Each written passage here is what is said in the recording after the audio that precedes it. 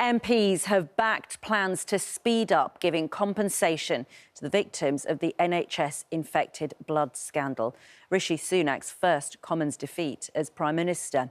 Thousands contracted HIV or hepatitis C from contaminated blood in the 1970s and 80s. A total of 22 Conservative MPs backed a Labour amendment and supported proposals to set up a body who would administer the compensation scheme. Let's get more on this from our chief correspondent, Richard Gaisford, who's at Treloar College in Alton.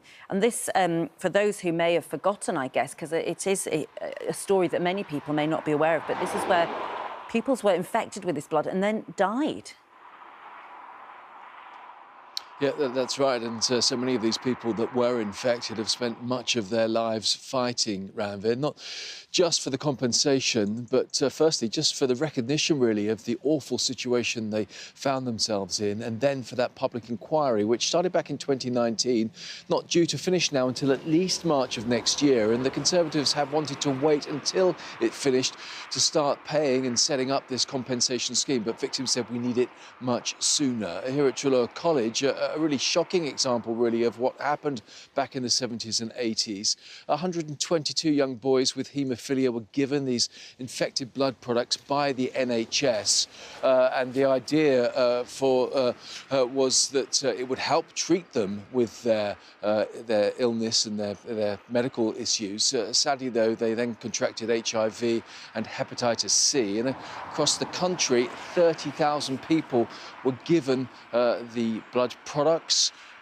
And certainly we understand 2,900 of them have died. Here at the college, only 30 still exist of those and people that were given the blood products in the first place. Now, many of these blood products come from the States, where prisoners, drug users, others had given blood, often for money, to make the blood products.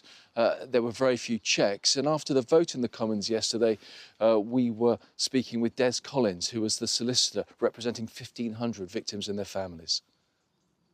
Foremost in their mind is that there has been a total lack of recognition of the plight which they were forced into back in 1980. The only reasonable explanation for that must be that successive administrations thought that these families would all die. They defied that. They are still taking to the streets.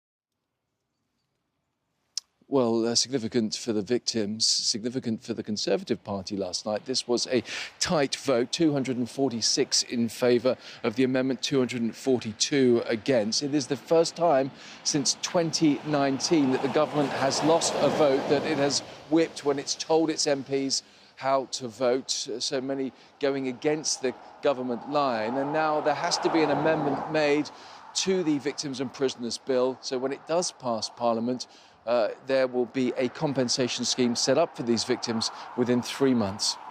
Right, super stuff. Thanks so much, Richard Gaisford.